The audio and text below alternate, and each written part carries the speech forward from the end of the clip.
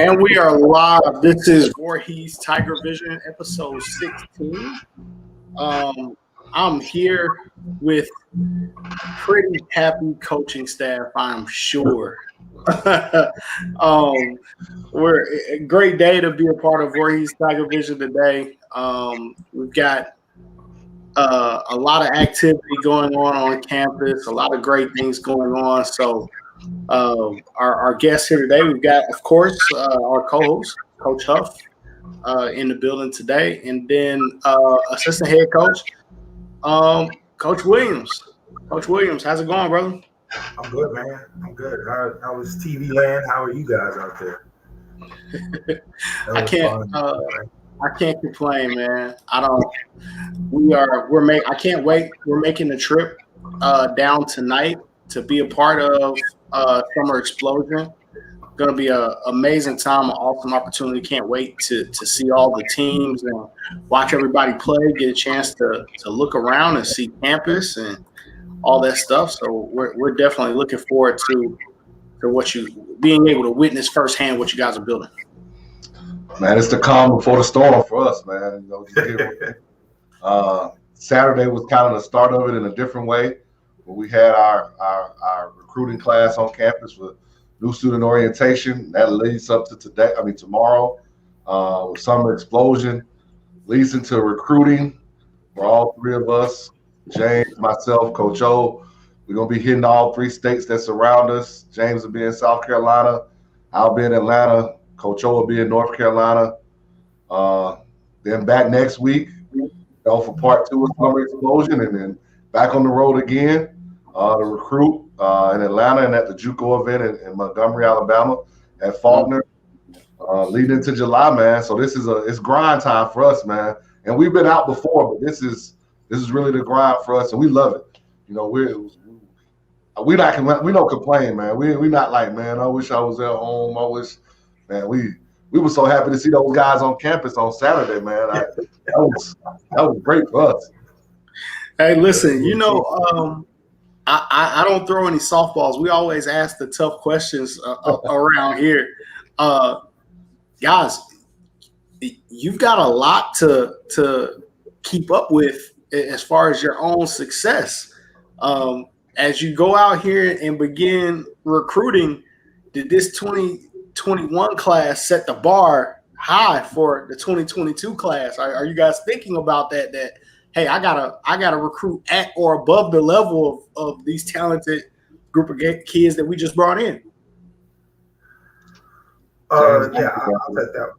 I can take that one. We had a meeting today, and when you look at our board of what we have already, and the crazy thing is we're not even done. So I'll just put that out there. Our work is still not done. It's not even a matter of getting better, but it's a continuation. The level at which we are elevating this program, and it even extends outside of us. It's and I think Coach Huff has said this numerous times. We got 7 freshmen coming in. Freshmen, right? 7 for an NAIA program. There are D1 programs that are bringing in 7 freshmen. But when you look at that picture and you look at those guys, they look the part, right? And for us to have gotten them on the floor, we were excited because they felt like not more than they look, but they felt like this was home. And from our recruiting, presentation, everything that we talked about, everything that Coach Huff has said on this show, it shows in those 7 guys. Now, what we do after that is just a continuation. We're just adding, to what we already started here. That's amazing. Are you guys talking to these guys? And we're going to talk a little bit about this 2021 class for a second as we open, but are you talking to these guys about the standard of excellence that has been set, what you guys were able to accomplish this season, winning the conference championship? Is that something that you set the tone with these guys with early, or do you kind of wait for him officially get on campus and say, "Oh, by the way, we're expected to win it all around here." No, we set that early, even in their recruitment. Like for them to even get on our board and be recruited by us, we want winners.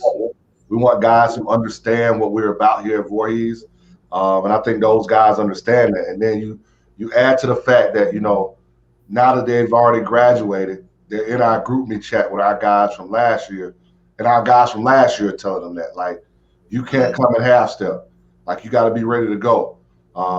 And those guys are bought in. You've got those 7 freshmen who are sending pictures in our group chat about their workouts, which was what our older guys were doing. So these guys are ready, man. They're ready to take the challenge of being a Tiger, take the challenge of having a championship culture on and off the floor. And we're just excited about it, man. And then Saturday was just another example of it. I mean, I'm one of those guys who my guys going to hear enough of me during the season. So I let Coach James and I let Coach O kind of do stuff before the season gets here. And Coach O was really in charge of Saturday. And he didn't give him any slack. He didn't take it as, well, this is a one-day opportunity. Let's just kind of go through the motions. No, if they weren't going hard, they weren't in their spot. In those 5 seconds he was counting down, they were doing push-ups. Yeah. They had to go at the same kind of pace that we would go at practice, even in the workout. And the guys accepted the challenge. No one complained. No one said anything. And then the best thing that I can say, and I even forgot to tell James this, is yesterday I got a call from one of the parents of those freshmen because we allowed them. It was new student orientation, so the parents could sit in. And she just said, coming to Voorhees, being able to see everybody on campus, being able to watch you guys work out, it was really a family. Everything that you guys told us it would be, it was exactly that, a family atmosphere. And I'll just piggyback, Coach. Coach O is awesome. I told him tonight I was going to give him his flowers. So I know he's probably watching. But from a skill development standpoint, he makes us look good. And so Coach Huff can relax, which means that I can take more of a kind of a, not necessarily a leadership role, but just to fill in for him to where he don't have to worry so much. But for him to, organize and get those guys together, the pace, you can tell by the end they were a little gassed. So, but the one thing I will add to what Coach said is the guys that we bringing in, Trey, they different. They just different. We're not. I don't feel like we're gonna have to coach effort, energy, or anything like that. It's more of a fine tuning. It's more of a giving them kind of extra nuggets or a little boost of what they already have. But we got guys they coming in and they're gonna be ready mentally. Like we're not having to coach the mental side. We're not having to coach ego or attitude. We're coaching guys who are telling Coach Huff, even during the process, hey, I'm coming to earn minutes. I'm coming to be a part of a family, but more importantly, I'm coming to be a change. And they really are about that. These guys are different. I ain't gonna call them dogs because they're not Tigers. The guys we got coming in are different. They're not typical 2021 freshmen, typical guys that I seen. Everybody we have, they came in shape. So it wasn't like any of them were out of shape. They came in, working out, and we'll talk about that more a little bit later. But some of the guys have already been here working out with Coach O, and putting in working time. Like Coach said, they putting in their workouts. You can look in our group chat and you'll see sweat on floors all across the country because our guys are putting in the work. So yeah, this group is different. Alongside what we bringing back, we different. I love it. And I'll add, man, you're talking about we've got state champions that's in this group. We've got guys who going to the Elite Eight. We've got 20-point scorers. We've got guys who led the nation, not just their state, led the nation in block shots during their junior year.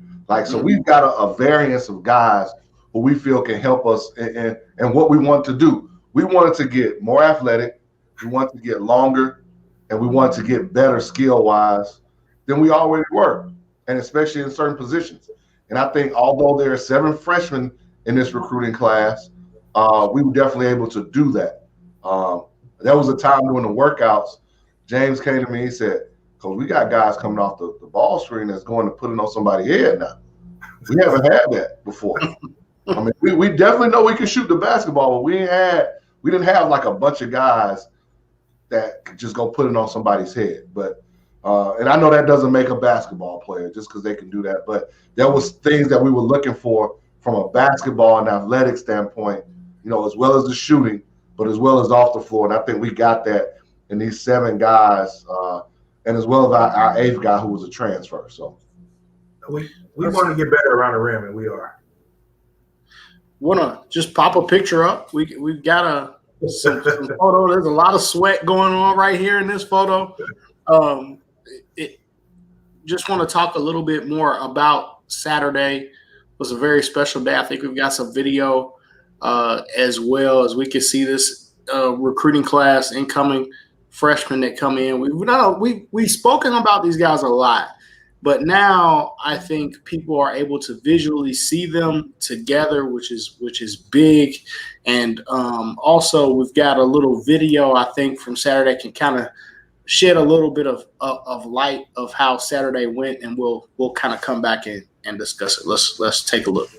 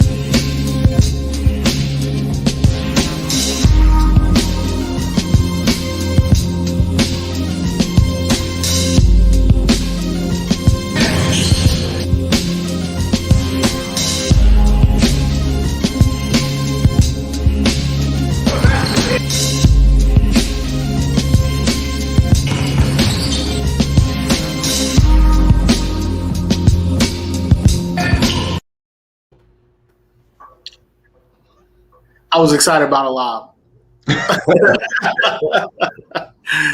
Tell me a little bit about what it was like seeing these guys, compete and kind of get up and down versus each other. What was some of the runs looking like?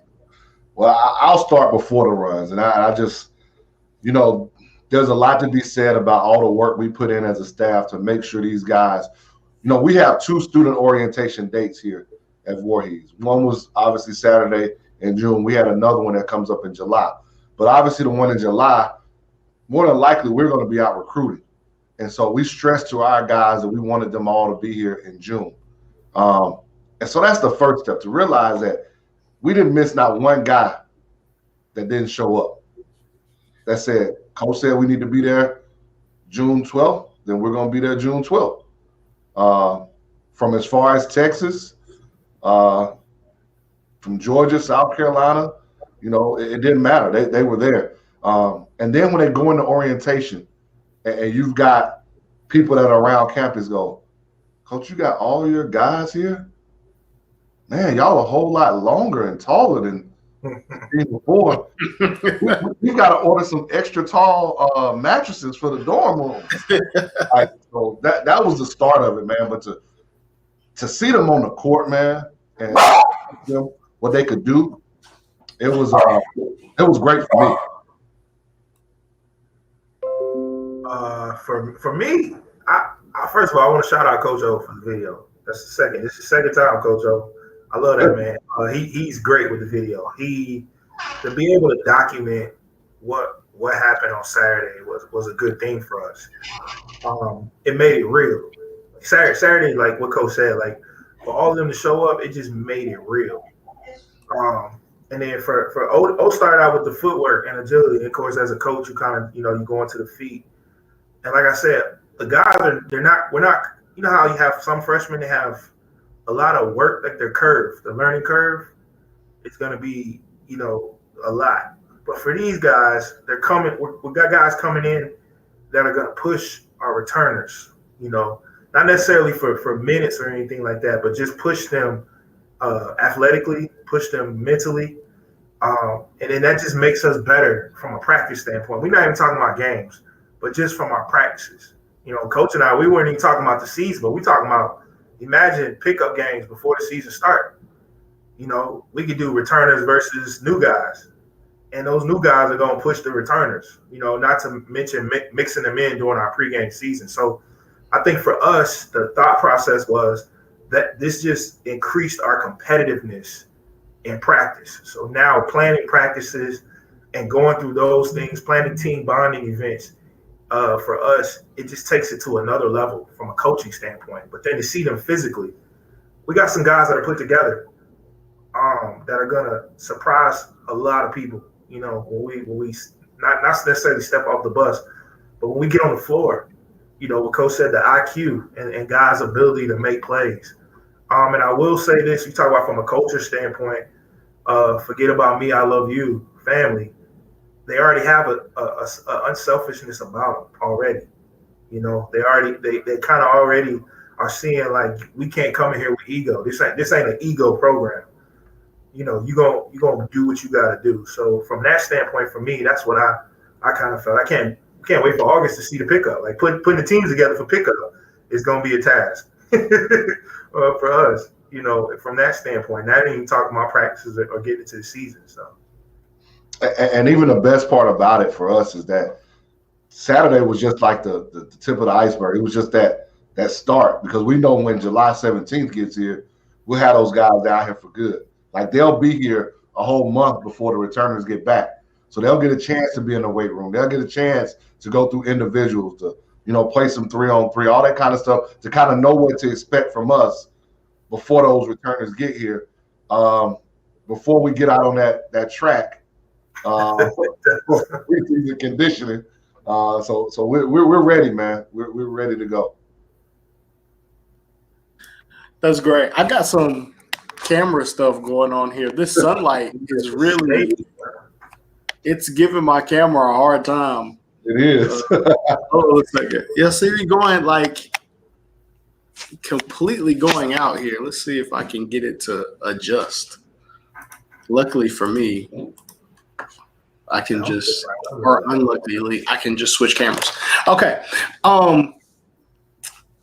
Yeah, I think we've talked, like I said, we've talked a lot about this recruiting class. We understand how vital it was to get going, and how, I don't want to say unlikely, but how difficult it was. I'm not sure people understand that, to recruit a class like this during a pandemic, and getting all these guys here on campus, like you said, everybody showing up in June, right? But we also know how important it is, like you said, August, and getting everybody here and having a full summer and being able to have a summer program, because it wasn't available last season. But I want to point to something that may not be so obvious to a lot of people, and that is Coach J, Coach O, Coach Huff, your chemistry as a staff. Now you have a full season under your belts, working with each other. Coach J, you came on board, right? And had to hit the ground running. You were thrown right into the fire. Like, there's games to be played immediately. Now you guys were able to kind of build some chemistry, even within the staff as well. How do you see that actually improving how well practices run, how well the team plays once games kick off? It starts with the head guy. Leadership's top down. I know he doesn't. He's sitting right there, and he doesn't like when we say good stuff about him. But I mean, it helps when you work for Coach Cabral Huff. You know what I'm saying? Like, it helps. You remove ego. Like, I came here with no ego. I came here humbly, and Coach O the same way. We came here humble and hungry, and we knew the situation. I think that helped. Like, we knew the situation. I knew the situation. But when you see the work that he put in before we got here, Coach O got here, Coach O was on the ground working. So it's a lot easier to just fall in line when you know what he had to do to put all of this together. So now I'm just bringing my lunch pail, and I'm bringing my lunch to the table. I'm saying, hey, I'm gonna put my skill set, my abilities into this potluck, and Coach O does what he does. It's no stepping on toes. I don't want his job. I want to serve him. For me, I want to serve him and make sure that he knows that I'm, his program, his vision. It becomes all of our vision because it's so easy to buy into. When you look at all the acronyms, because he's an English major, he tell you that, right? He went to Morehouse, he'll tell you that, right? You know all that, right? For sure. Yep. When you get the acronyms, and we'll correct my emails when I send them to him with yeah. When you get all that, and on top of, I've already respected and admired him from when I was coaching in Georgia. From watching him at St. Francis, and I tell everybody the story about how I did a triangle or two against St. Francis and forgot about Malik Beasley, who turned out to be an NBA player, from my first year coaching ever. Because I thought I had, that was my experience. My first experience was going up against him when I was at Kingsridge. And then to kind of follow him, to see him go to college, and then to kind of be behind the scenes with the minority coaches, of Georgia kind of situation, to see him and just to see his heart for social justice. And it's easy to follow. Like, people don't understand. Like, my boss is good. He's a good man. Like, he's a great man, right? It's easy to just fall in line. Like, it's not hard. So when people talk about chemistry, man, you kill ego as soon as you see the sign that say Denmark and you in this town and we all here, you kill ego. And it becomes about serving a mission because we have a greater purpose. The more we elevate Voorhees basketball, the more Dillard, Edward Waters, Rush College, think about Fisk, the more we can elevate our program, because we gonna win a national championship. Think about all the other HBCUs that it factors in, and that's our mindset. It ain't even about Voorhees, it's about elevating. And for me now, I'm on this crusade, man. NAIA basketball is not for the faint of heart, Sure. Everything that a D1 can do, we can do. And that's kind of been my mission since I've been out on the recruiting trail. So, like I said, it starts for us with top down. Coach O's awesome. He's, just great with the camera, great with the skill development. There's no need to. I don't want to skill develop no more. So O can have that. That's O's lane, and I'll advocate for O any day. That's the third time O too. I told him I mentioned him. I'll advocate for O, but then for us, and I'll shut up. But it's just all about Coach Huff's mission and his vision, and the goal is to carry that out. And when you talk about pouring into others and grace, I mean, the acronyms, you can't say those things and be selfish. Like, I can't sit in the parents, I can't put on the PowerPoint and have Coach Huff go through. You can't talk about find it, recruit it, develop it. You can't talk about those things and be selfish. It's impossible. So for all of us, we here, we're here to grind. And like I said, we humble and hungry. And when you have those things, it starts with our boss. He's humble and hungry, so that's me. I love it. You know what I've been trying to figure out about Huff, and I haven't been able to find it yet. Every coach has like a thing, right? Yeah. Like, some coaches chew gum. Some coaches love Diet Mountain Dew. Vitamin water. Smart water. That's his thing? Smart water. Smart water. That's his thing. Smart water. Smart water and candles. That's the secret. Listen, if you want to do anything for him, you get him some smart water and you get him a nice candle. I'm telling you, he'll forever love you. Smart water. Okay, I finally figured it out. Look, Coach, no lie, right? I've been sitting here thinking, because we're on our way to Denmark, and I was like, I've spent hours and hours and hours and hours and hours and hours in the gym with this guy, and I haven't seen him with a Snickers. I haven't seen him with any kind of candy. I haven't seen him chewing gum. All I see is that notebook, and I know I can't replace that because he's writing that until it's done. Bring him some smart water. If you bring him some smart water, I guarantee you he'll love that thing. Smart water. If anybody waters out there, I can use. We can use a sponsorship, something. Smart water. Listen, hey, I knew if you ask a great assistant, they know what the head coach's thing is. Smart water. And the funny thing, I thought he was gonna say something else because he did it today. We were setting up the gym, getting ready for tomorrow, and he kind of gave a little pace of how I pace the sidelines. That's what I thought he was gonna do. Oh no. Oh, that too. I can do that too. He ain't gonna sit. No.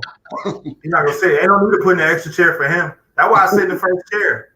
Look, if you ever notice, I get to sit in the first chair because he's not gonna sit there. He's not sitting there. I tried to sit one game for a little bit. It lasted about 30 seconds. That's awesome. I love it. Smart water. We're gonna figure that out. Smart water will end up being the sponsor of this show before it's all said and done. Coca-Cola, if you watch it, I'm telling you, that's all it is. We're gonna make it so. Smart water deal. I'm glad it's smart water. Smart water is better than coffee and Mountain Dews and all the other stuff that I can imagine. I don't drink coffee. Now, if you probably about 5-6 years ago, I used to have a Coke before a game, but I started realizing that wasn't gonna help me. Like that was just gonna make me gain weight and get jittery and all that. So it's smart water for me, man. Like only other thing I really like is Starbucks medicine balls. Bryce told me about those. I heard about that. Those are pretty good. So, but other than that, now after the game, some good seafood is really good. Now I would say that. Yeah, he's a sucker for seafood. Good stuff. I don't know how you do all those 5 a.m., 6 a.m.s with no coffee though. My brain would not spin and function. Oh, I can tell you that secret too. He go to bed at night. He sleeps. Yeah. Oh, he goes. Yeah. That's when he get up. He goes. I'm telling you, if he would go to sleep, no problem. That's how he get up so early. He gets his rest. Go to bed. Okay. Coach know me. He know I'm. If I'm not out of the house by 7, we must have had a late night from recruiting or something. But I'm usually working out by 7 every morning, if not before then. And then that's when we don't have the 6 a.m. workouts. And congratulations! I've got Coach J on the workout binge now. Yeah. Coach O's back in Denmark. I seen myself in some pictures, man. It's not too. I'm not looking. So I seen myself in some pictures, and I'm not happy with the way. Hey, man, I've got to get on it. That 7 a.m. train is tough, but we're gonna see. I'm gonna try to be a part of the family all the way, not in the media side. At least 3 or 4 in the afternoon is good too. Sometimes I get in here not 9, 10 o'clock. It don't always be 7 for me, but I just make sure now I'm just getting some type of workout in. But yeah, get it in. I love it. That's the positive influence. That's being the change right there. I love that. So you guys have got this amazing event coming up. We've got the Denmark Summer Explosion coming up. Have you gotten a feel for how much this means to the community? I know doing it in Atlanta, we understood its immediate impact. The basketball community is so close knit, even though it's big, it's still really close knit, and got a lot of feedback from it. Have you gotten a chance so far, even though it doesn't start until tomorrow? Have you got a chance to understand the impact that it's having on the basketball community in South Carolina?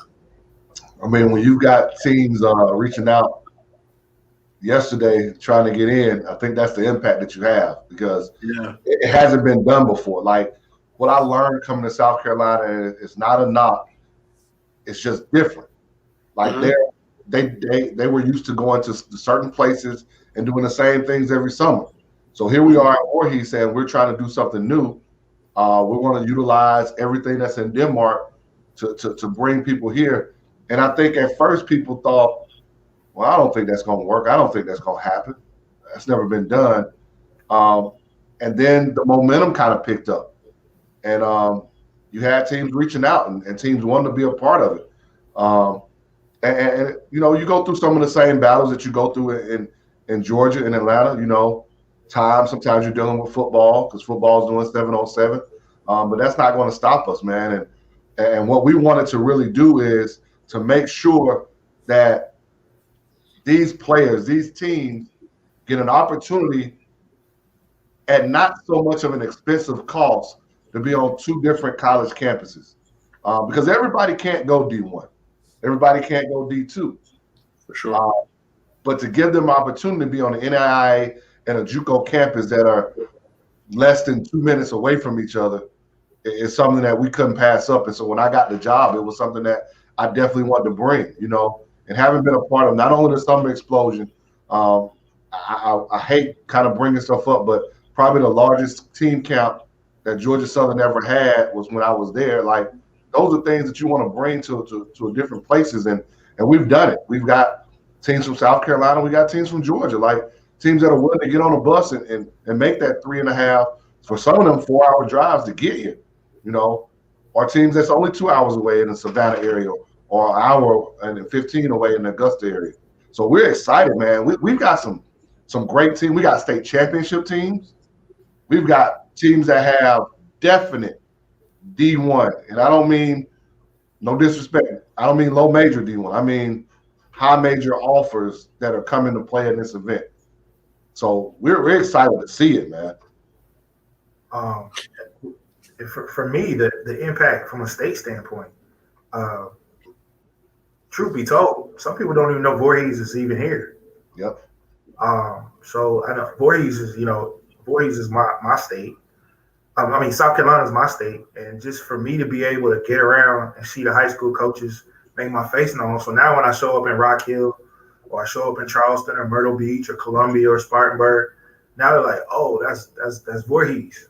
That's Voorhees College, HBCU, one of the top 20 schools in the Southeast region. From a standpoint, they offer this particular major, or they offer that. People are starting to go to the website, driving traffic, and I think for us, not from an institution standpoint, just being able to help drive traffic to the website about who we are and what we're doing here in little old Denmark. And also, you know, we're going to have a graduate program, so we're going to be changing our name to a university. So it's some things happening in this little place that, you know, and we're going to be getting a new president, you know, who's going to push us forward, you know, as a university, going into, you know, 2022 and beyond. So for us, is you talk about a community standpoint, just from the education side and a business side, just the footprint of people coming to this area is impact. And I look at things like in dollars, you know, how much of a economic impact can we make towards the school? This can potentially drive up enrollment. You know, how do you quantify that? How do you give that to our dean of students and to the new president to further get back? Now we talk about impact in, you know, Denmark. You know, how do we go to the 3 restaurants that we have in town, the 2 small restaurants and the 3 chains that we got? How do we go to them and say, hey, this is what we're doing on this day? This is going to drive some traffic. Now they're looking at us a little differently. So for us, it's bigger than basketball. It's bigger than just, you know, having teams come here and look. It's bigger than, like Coach said, it's going to be some major talent coming here from both states. And we already know what they do in it. And then from a basketball standpoint, recruiting. For us, you know, this is an opportunity for us to, you know, not get in the car and drive, but to bring people here and say, hey, this is what we're doing here. You know, to see Mr. Dinkins' jersey and see the 4 jerseys that we got retired. We got 4 jerseys retired. To have them ask questions, you know, and things like that. So it's bigger than just the basketball, but at the same time, for us, it also adds to what we're trying to do here, like being the change for real. I love it. As Huff would say, in little old Denmark, South Carolina, there are things that are happening. I can tell you from a recruiting standpoint, that's the first thing that I thought of, being that, you know, there were some really good camps run in the Georgia era recently, and several offers went out to those guys. I probably expect to see the same thing from the summer explosion, that basketball will be played, great players will play, and then offers will or could at least come out following. And that's the first thing I thought of when I saw the schedule, and I'll start flashing it up on the line. I know you guys can't really talk about players, but I'll just talk about talent level a little bit. We know what Aiken, South Carolina Aiken brings to the table, and schools like Butler and Aquinas, who have great tradition for their schools as well. Greenbrier, Barnwell coming up, and then we've got some of the games there with Woodville Tompkins, who has great talent. Cross Creek, who's a state champion, has amazing talent. East Coweta has kids who have D1 offers on their team, who has great talent as well. So I'm seeing a lot of talented teams up and down this schedule. So I'll ask you guys, what was it like putting this together? Immediately, the first few phone calls to say, "Hey, yeah, no, we're really doing this." What was that like? I think that was the great part about it, because you didn't know. It had never been done, so you didn't know how it was going to take off. Mm-hmm. And then you start getting those phone calls or the emails or even the DMs on your Twitter. Coach, we're interested. Tell us a little bit more about it. And when you're telling people you're guaranteeing them 3 games, at a minimal cost, is really just to take care of officials, and they're gonna get it with a shot clock. That I don't think you can beat that. As a former high school coach, that's just something that you can't beat. And we try to make sure that we're getting different teams. Like, as a former high school coach in Georgia, you can go to a lot of team camps in Georgia. You'll be playing the same teams over and over, and hopefully you don't have to play a region team, and that you're begging them, don't put me versus a region team. Well, if you're coming to our event, especially if you're from South Carolina and Georgia, we're trying to make sure that you're playing somebody that you don't normally play. And that gives your guys something different. It gives you something different to coach against. It gives people something different to see. Like, there are going to be people seeing East Coweta and Cross Creek for the first time. But on the flip side, you guys are coming up, you and Dave, and you're going to be seeing, the Barnwells and the Aikens and the Fox Creeks for the first time. Denmark Ola for the first time. And when I tell you, South Carolina teams have talent. They have some great talent down here. Like, and what James and I have noticed, and we'll say it publicly, is that the difference is that there's nobody to talk about it. So you have guys that are unrecruited. I will say in East South Carolina, closer to North Carolina, you got your big shots and you got your phenom hoops. They do a good job. But when you talk about the Low Country, which is this portion, the CSRA, which is this over in this area, Spartanburg, Greenville, upstate has, the upward stars, so people are going to follow them, so they attract. But like this area right here, CSRA, Low Country, under recruited. It's talent. We went earlier this year. We went to go to a high school game. We were looking at one of our guys, and we end up seeing 2 or 3 guys on the other team. Like, whoa, hey, who's now you're trying to find out about who the other kid is on the other team. So I am finding as I'm mining the state, and I see it as a mine. Like there's a lot of diamonds in the rough, and I'm open to helping other coaches too. Like because I move. You know what I'm saying? Like I'm out, and if somebody, I don't mind getting on the highway and going to a high school and seeing somebody that off word of mouth, because you never know who you can find. And so and that's about relationships. And what I'm finding as I'm learning about recruiting is it's all about relationships, as Coach Huff tells us all the time. Relationships are key in this business. And it's part of what we're doing. When you put a staff together, it's not all about what you can do as a head coach. It's about making sure you have guys that can be better than you, to be honest with you. So,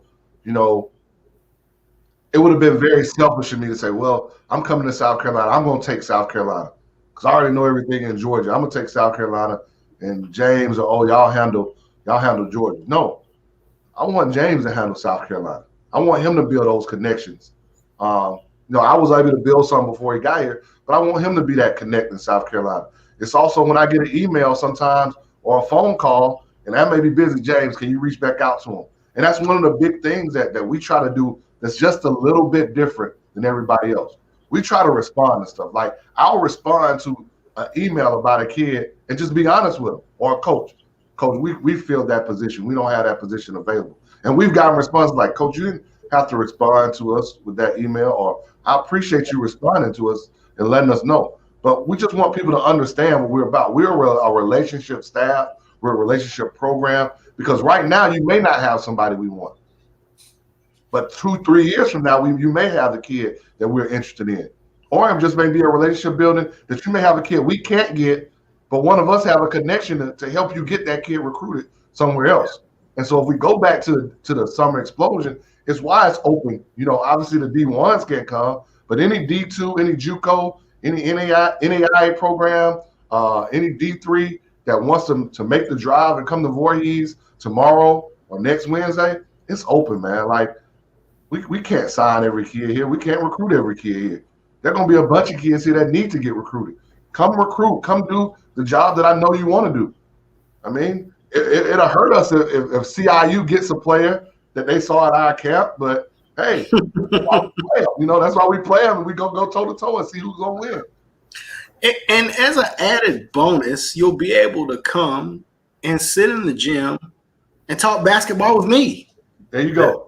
What else could you possibly we got to your own section too. You know that, right? We got to your own section. Your whole section, man. I got a courtside, across. Is there a Waffle House? No, there is not. It's so funny because James and I talked about that. We've been talking about what restaurants could come here and really take off. Like James said, I don't know if Chick-fil-A can make it. I said, man, Chick-fil-A will make it anywhere, James. But we definitely said Waffle House is the next. I've been on my diet. So if you guys see me in Denmark, and I'm slimmer, I'm not gonna say slim, I'll just say slimmer, right?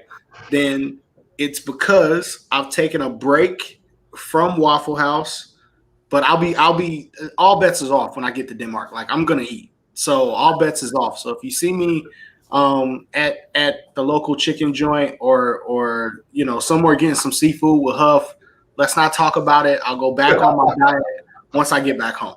Hey, do you do coffee? Yeah, absolutely. You gotta go to We Bake. There's this bakery here that's like famous, like it's called We Bake. Yeah. And the menu. If I'm talking gibberish on Wednesday morning, it's because I didn't have any coffee. Stop at We Bake. It's right across the street. It's right down the main strip. We Bake is a good bakery. I'll be grabbing my coffee from We Bake, but I'll be there bright and early on Wednesday morning. Actually, we're making the drive down tonight, so I'll be there first game in the gym. We'll probably we'll do a show live from Denmark for sure at some point. I hope to be able to speak with and interview some coaches. So coaches, if you're planning to make the trip, try to get into the gym early, man. We want to be able to sit down with you and talk about your team, be able to maybe even give your kids an opportunity to get in front of the camera and speak. I know some coaches get nervous about that, but seriously, coaches, I believe that it is great practice for your kids, and it's a great experience to be able to sit down at the media table and talk about the upcoming season and what they want to accomplish.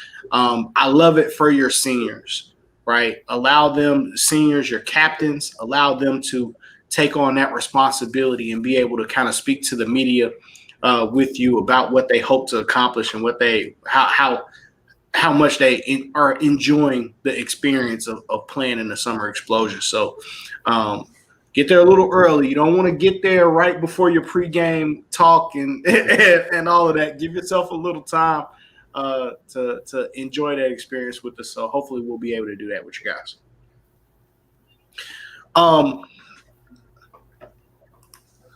I'm looking at these teams again, Coach, and I'm gonna have to hop back and forth between both gyms because there's some matchups that I definitely want to make sure that I don't uh, miss. We'll go until 7 o'clock. I'll be there the entire time. We're locked in. We're gonna be completely locked in for this. Um, Coaches, we'll end here. I just want to say with this, the addition to the shot clock of this event, I think is a beautiful thing. I want to make sure we don't skip this because this week, even I've been to a lot of the Division 1 team camps, and you don't see shot clocks. And I think it's a vital part of a team's growth and success, especially as you see it, the shot clock being implemented throughout high school basketball. I just wanted to touch on. I didn't want to get out of here without touching on that decision to have shot clock games and have that shot clock available for these team camps, and what teams and coaches would be able to get out of that.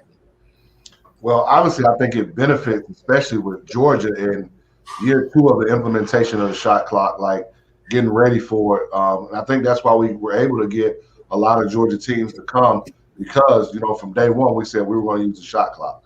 But I think now with NFHS saying that the shot clock is coming for everybody, I think it's going to be beneficial for coaches to kind of understand what it means to have quick hitters, to know what it means, late in the game of how you're going to game plan. Being down 8 with 3 minutes left is not ball game over anymore.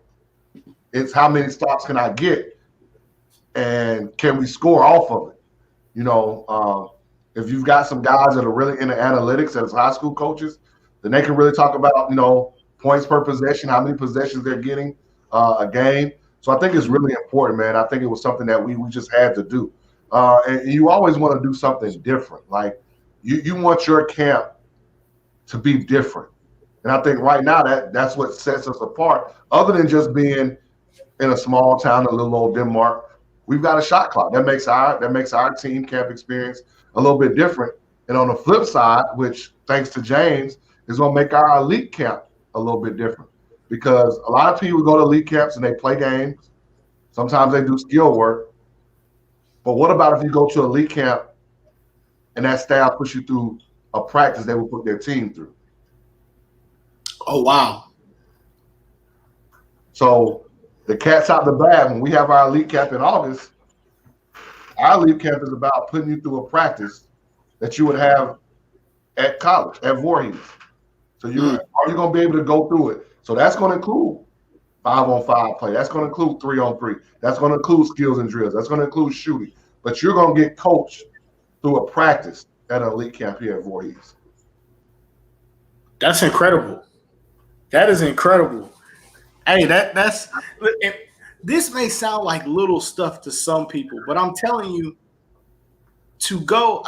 if coaches are hearing this, right, coaches are going to lose their minds about this because, we heard some of the complaints about, and I don't want to knock anybody's camp. Everybody did a fantastic job. These camps are great opportunities for kids. But as a high school coach, if I'm hearing, hey, I can go and pay this much and not have a shot clock, or I can go to Denmark and maybe I have to take a bus ride, but we get to play in a shot clock. My kids are on a college campus, right across the street from each other. We get to see 2 campuses get recruited by 2 different schools, 2 different levels, and I get to play great competition with the shot clock. Or I get to send what camp, elite camp, am I going to recommend my kids go to? Well, hey, I may recommend, hey, don't just play pickup 5-on-5, which sometimes turns into glorified pickup. Go actually get coached and be a part of something that looks like a college practice and get a real feel for what the next level looks like. Let me also add this too, and again, no knock to anybody and what they're doing. But Coach Payne at Denmark Tech was a head coach of a Division I program. He's been a head coach of an NAIA program. So you're not just talking about a JUCO coach. Like, you're talking about somebody who's been at different levels and been successful. You're talking about James, who's coached some guys who've played at the highest level, you know, at Division I and other places. Um, and then obviously I've coached at the high major, you know, coached at Division I level and had some high major guys. So you're talking about playing at a camp where guys can pick up the phone and say, man, there's this kid that's at this camp. He's way better than my level, but you guys need to be on. Yep. We can't talk about Pacific kids. We can only talk in generalizations, but there's a kid we saw very early when we first got down here that we knew right away was very, very good. And people are now seeing that, and he has tons of Division I offers now. But he's gonna be at the camp tomorrow. Well, both days, to be honest with you. And like he has mid-major on down. Well, I think he has a high major offer now. Hey, circle that name for me. Circle that name for me, Coach. You'll get the rundown. You'll get the rundown. We'll bring the score sheets over to you before we take them back to the office. I would like to add, as far as implementation of the shot clock in our elite camp, I think what Coach Huff is ultimately saying is our combined experience of just being around this game, and truth be told, Georgia's top 3 in the country as far as basketball, high school basketball is concerned. And seeing the best of the best and coaching them on the best of the best, you get an opportunity to see what works and what don't work. I listen to the parents. I mean, I've been an AAU coach. You know, I've been in hoop scene. I've been on the radar. All those. You know, been in the big shots and done the Phenom hoops. Been up to Spartanburg, and I listen to the parents. And the parents, when they send their kids to elite camp, like I said, not knocking anybody, but the games get kind of split up. But the part that they like the most is when you're doing testing, or when you're doing some breakdown or some skill and drill, when you're doing the 3-on-3 and 4-on-4, because you can get more of the implementation of what you want to do, whether it's pin down, you pick and roll, however you want to do it, 2 feet in the paint kind of deal. So you can, I was just thinking, I was like, why don't we just run our Voorhees practice? Like what Coach Huff can plan out a practice. And the crazy thing is, I don't think people notice, like we have our practice plan. It has like, I call it the drill bank. Coach Huff has like all these drills in the bank, and you don't know which drill he's gonna pick. So he'd be like, you know, you kind of just gotta follow him and what to do, because he just picked from his drill bank. Yeah, 80 drills. So yeah, it's just gonna be, you know, it's gonna be pretty awesome to be able to do that, to see them and to see the pace at which we practice. And then another thing with the shot clock, I'll add, is decision making. I think that's a separator for point guards and on ball guys, is the ability to make decisions within the frame of the shot clock. That's something we struggle with at the college level, and I know high school coaches and guards are going to struggle with it a lot. Got you. As we go into all of this, we talked about recruiting, and we talked about the development of the incoming freshmen in the summer, and we've covered the summer explosion and even a elite camp, which all of that builds up and leads to having the guys that you want to have on campus. But you want to have those guys because you want to have a great season, right? Let's talk about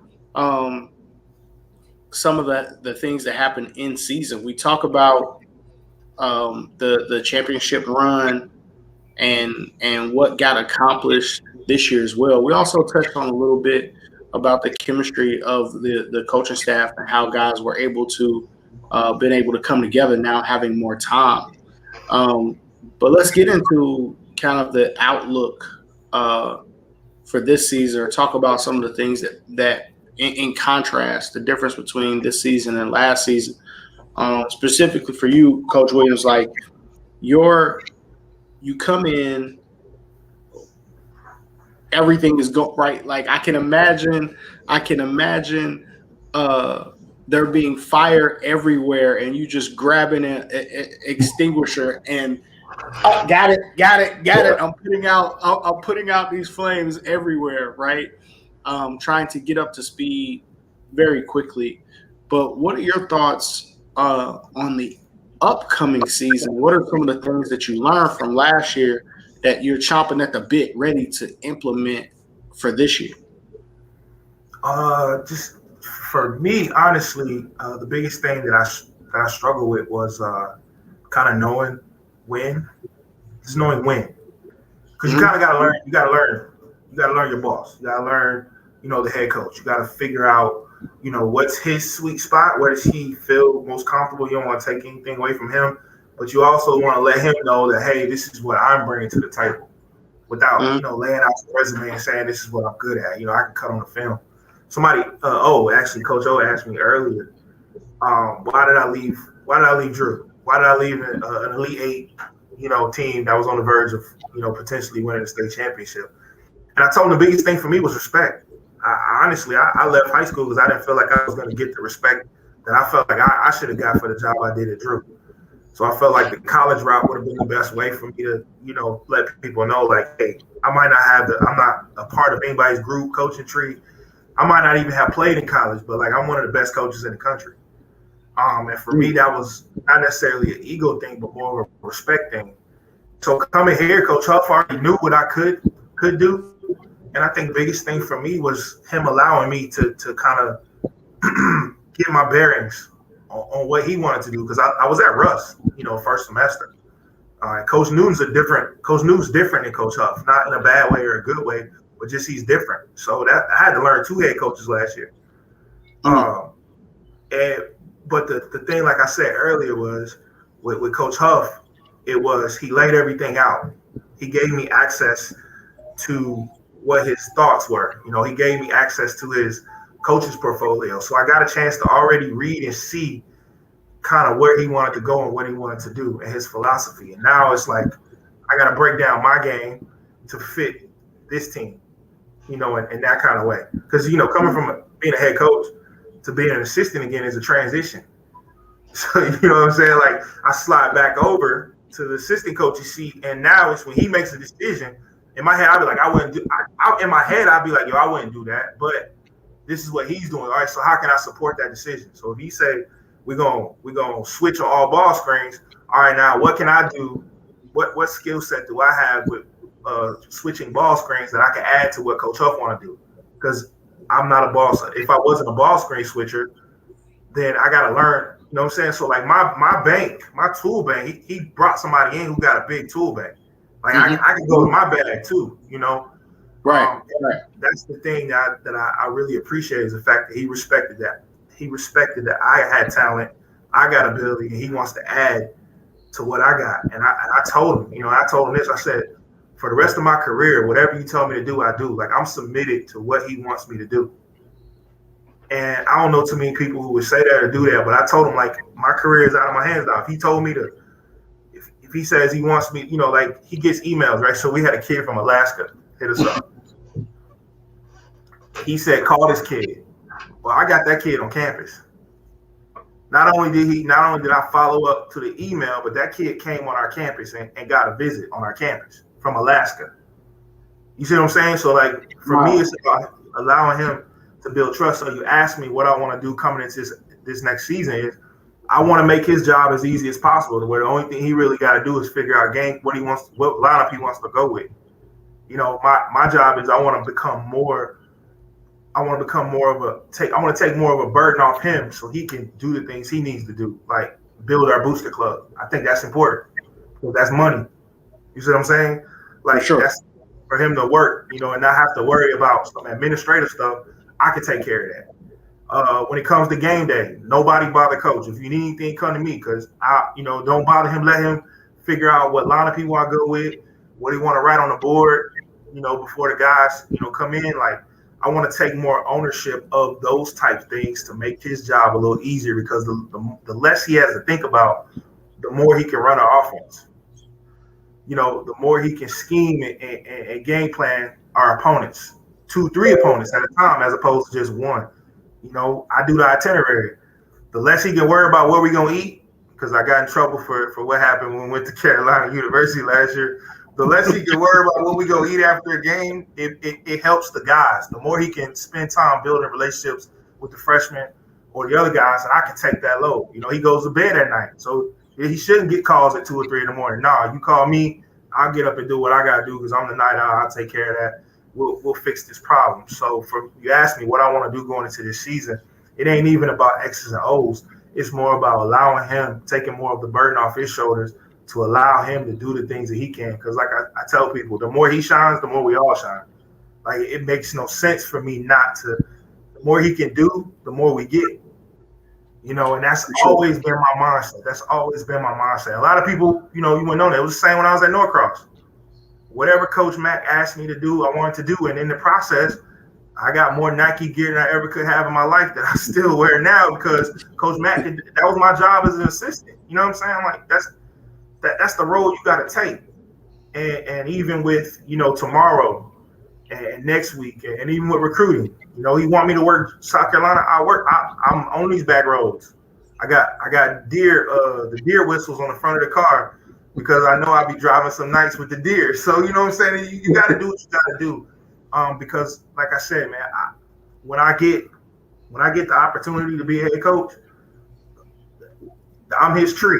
I mean, I'm his branch. So what you seen him do here, you're going to see it replicated somewhere else because it's been successful. So now my job is just to make it easier for him. So that way we can all eat. You know, as long as he eating, we all eat. So that's my mentality. That's amazing, Coach. And I'll tell you, I have no idea what a deer whistle is, but I'm looking forward to what that is, Coach. I'll add, man. I think, you know, to work with two people who you had never worked with before in the season that we had, it's a challenge. Like everybody's learning everything. Like as much as I knew James and knew O, you don't know them until you're in a battle with them. Like, how are they going to react? What are they going to do? And I put a lot on their plates. Like, James talking about going recruiting, and I'll say, James, just keep it a buck. You know where James was Sunday? He was at North Georgia's camp working their elite camp. Oh, wow. He's been at multiple camps, him and O in South Carolina, working that camp. And some people say, well, that gets them some extra money. It does. But in reality, what it does is it lets Voorhees' name get out there and lets them see players. Right? The fact that there are things that they had to learn about me. Like, and James will tell you, I'm one of these guys, like, if we're gonna recruit a guy, let's know every bit of intel about him before we really start going in. So I don't need to find out a week later that, well, in reality, he went to this other school first, and that transcript was like, nah, we need to know all that. And that's one of the things we've learned to grow and laugh. Like, we got stories we can laugh about some stuff that happened, like, because we just were trying to learn each other. Like, he talks about that Carolina trip. Probably would have been so bad had we not lost in the last minute of the game. Or the fact that because of COVID, all the restaurants in North Carolina shut down at 9:00. Like, but when you lose and you know you should have won, and now you're trying to figure out where you're going to eat. Yeah. But when your whole staff can go, you know, out to eat after we went to watch, you know, Gray Academy had a great summer league, the run last week, and we drove to Columbia, and we just went out to eat as a staff afterwards, and you know, just we can laugh and talk, and not even just about basketball. I think that's the best thing about this staff. Like, we talked about some real life stuff about how we as men can get better, and to me, that's what makes great staffs, man. When you can talk about things other than basketball. When I'm concerned about Deuce, his son, you know, making sure that he's all right, because whether you know it or not, there's a lot of times James is on the road, and especially if it's in Georgia, Deuce is right there beside him, you know. And so I felt special, and James doesn't even know this. So I felt special when we went recruiting at the Pro Movement camp, and Deuce gave me a pound. It was like the first time Deuce was like, I know that dude right there. He's cool. I'm good with him. So I felt like, yeah, I done made it. Deuce giving me a pound now. So just stuff like that, man. That's really big. And Dre, I'll add, in addition to to that, the on the floor stuff. Like he listens to what I have to say, and I'm not, for me, like his so Coach Huff is more organized than I am, and I've never thought I've seen anybody. Organization is one of my core values. That I have, but he takes it to another extreme. Like trying to be 2 steps ahead of him keeps me on my toes. Trying to be organized, and I felt just as bad about the boys not being able to eat because I do the itinerary. Like we ain't got the schedule always set, but I'm on next year's hotel and travel already. You know what I'm saying? Like having that stuff ready, because like I said, what I do understand about Coach Huff is he's preparing me for my opportunity, and I wouldn't want to drop the ball because I'm not prepared. And the biggest thing for me is Christ, man. I know we don't talk about that a lot on the show, but like working for somebody who follows Jesus it makes things easier, because you know where he's coming from. It's not from a place of ego. It's not from a place of pride. It's from a place of really, truly, genuinely wanting to see you be at your best.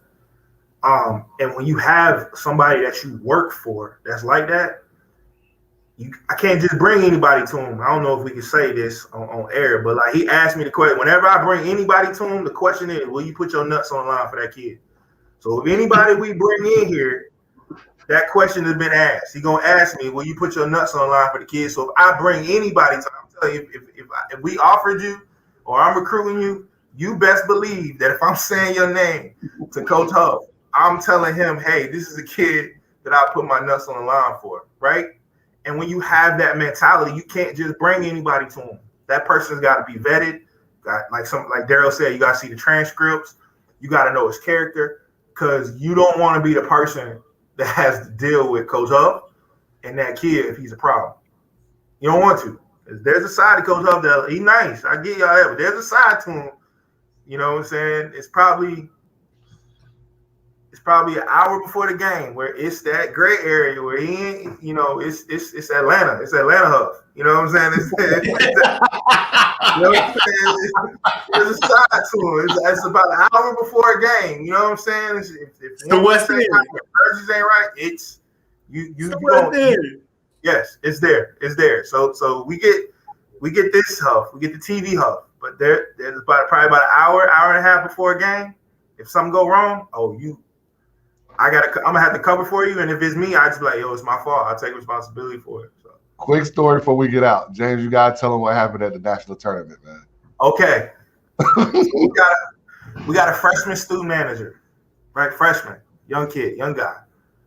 He's on the road with us in Wichita. So again, we talked about learning how to be better. So I don't want Huff to have to deal with jerseys, but Huff is Huff, so he got a fingerprint on everything in the program. So.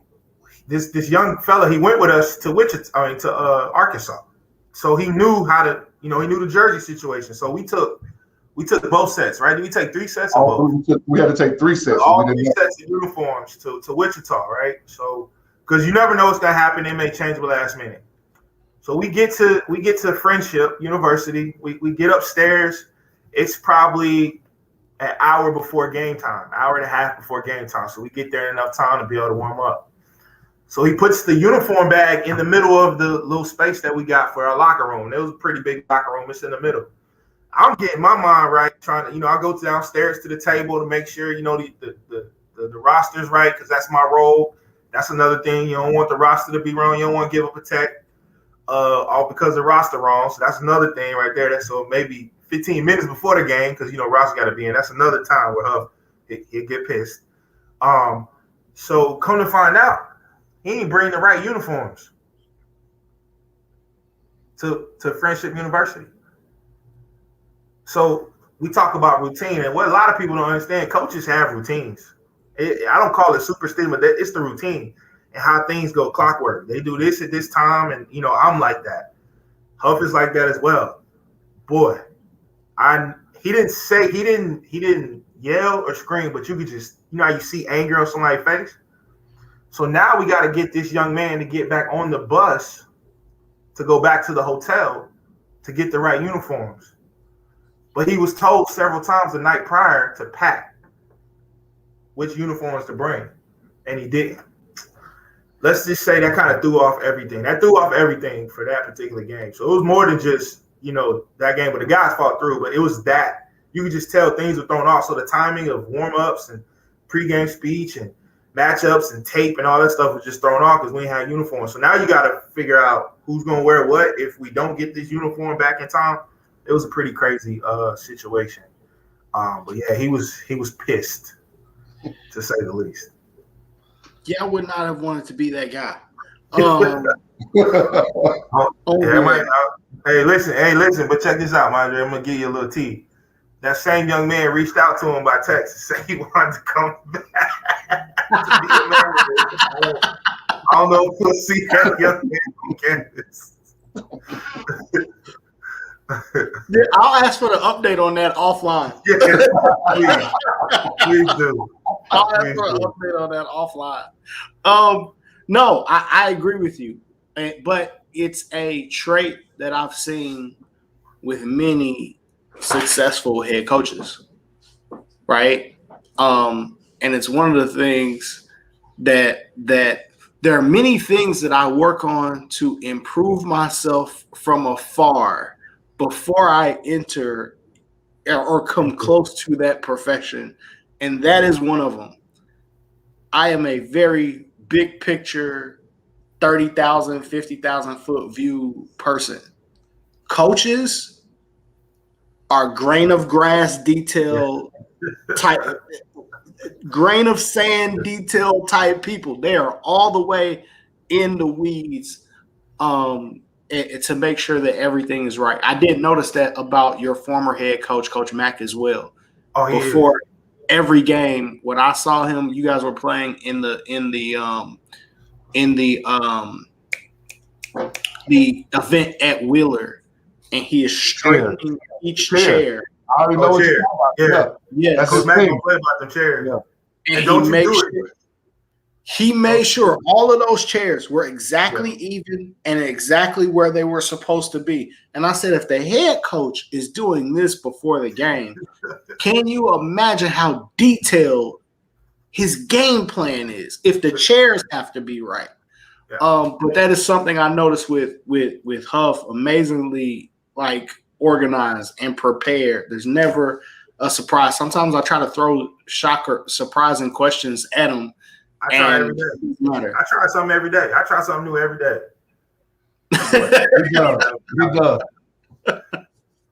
Can't catch him. Got you. But I think I can't wait. Right. We've been saying it on this show. I can't wait to see the guys this coming season. I can't wait to see what you guys are able to do to think of what was accomplished last year with getting guys on campus in January versus now we're talking about having orientation and training camp in June and July, right? I can't wait to see what you guys are able to accomplish. Preseason conditioning. I mean, being in a weight room, a lot of stuff we just weren't. I mean, something as simple as study hall, because you couldn't gather a bunch of people together because of COVID. The playing field is a lot different for us, and there were some schools that may have allowed that, but we were by the book. There were certain things you couldn't do, and I was okay with it. Let's be honest, there would have been a lot of coaches that wouldn't have been okay with some of the restrictions that we had. But you got to learn to adjust. You got to learn to adjust on the fly. And the adversity that we went through as a team, it set us up for what we were able to accomplish last year, but it even sets us up for right now because those guys are so hungry. Those returners, man, about what they know is that they don't care what they got to go through. They know what the mission is. They know how the culture is supposed to be, and they're ready to go. I mean, Coach and I get texts, and we get texts every night or something that just, Coach, man, I can't wait to get back on campus. Whether it's Joe Davis, who's in Chicago, or Ezekiel Williamson-Bay, who's in Florida, or even Bowie, who's just down the road in Charleston, South Carolina, or Hector or Blue, who's in Georgia, or the list goes Zach, who's in Tallahassee, Florida. like or Mikhail, who's in Louisiana. These guys are working. They're excited. They can't wait till August 12th to get on campus, and they're ready. Even we know, Coach, you're gonna kill us for preseason conditioning, but we're ready. We're ready to go. Yeah, that's the loss. What we suffered against Bethel, like not one time during that run did these guys feel like they were less than because of what we went through. And think about that, man. Think about that, Dre. HBCU, small town, like all the things that people say about us is not what we feel like inside our bubble, right? And so how we feel inside our bubble, we feel like we a giant. Like honestly, we got guys that have D1 mentalities, like Division I minds, right? And now we bring in guys that are developing D1 bodies to bring in to couple with D1 talented kids that we're recruiting. What do you expect? What do people expect from us to happen from us? It's going to be the thing that they see. Not only is the brand of basketball going to be elevated from what they seen last year, but now you talk about because I'm the film guy. Now you talk about bringing in the component of the film. Now, not only are we going to not only are we going to dictate, but now we can control because mentally our guys are going to be elevated to a place. And I Coach didn't say that, but for me, I didn't say that earlier, but that's the piece, like the video piece, the film breakdown.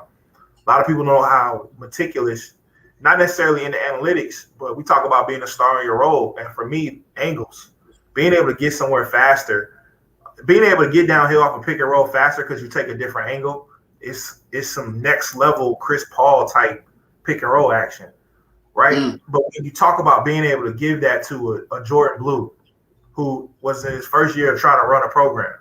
So, I've been sending him nuts. I've been sending him and Zeke, point guards, video and clips of everything that we would want them to do to progress. So they've been taking those videos and putting those into their workouts, that Coachman said. So you talk about not only an elevated physical state, but an elevated mind state. And then, not to mention, how about all the guys that we bring in are high academic kids? So, our goal of having the highest GPA on campus is a realization because not only that, we elevate that from the 3.0 that we had as a team last year with a couple guys that have 3.8s and 4.0s. So for us, man, we always talk about this. We want your 4 years at Voorhees to be a stepping stone for your next 40 years of your life. And you getting all that when you come here. Where do I sign, Coach? I believe I still have some eligibility left. I'm sold, man. I'm ready to come play for you, man. I'm ready to go. I didn't have a 4.0 though, so I mean, find me some of those incoming freshman classes, but I'll get going. That's the benefit of them guys getting down here July 17th. They can take 6 to 9 hours before school really starts. So you know how big that is for a freshman. I've talked to many coaches who they wish they could do that with their freshmen because now that eligibility factor, even if there's a slip up somewhere, you've got something in your piggy bank, as I say, to help you out and to keep you eligible if it gets to that point. But we think we've got guys who are mature enough, and what we're going to do to be able to help them here on this campus won't get to that point. And I kind of want to go back to what James said before we end. That star part, being a star in your role and what we want to do, that's really big for us. And we talk about it in our recruitment pitch. Being a star, that's one of these acronyms that we talk about, right? Spacing, timing, angles, and rhythm. So the spacing part, a lot of that falls on me when I'm teaching how we want to be spaced on the floor, how we want to get the spots. The timing has a lot to do with O and his skill development part. The angles has a lot to do with James and how he's teaching them through film. And then we do the rhythm with how we run practice. And I think when we're able to put all those 4 components together, then we've got players and we've got a program where we can be stars. We're ready to go. We're expecting big things.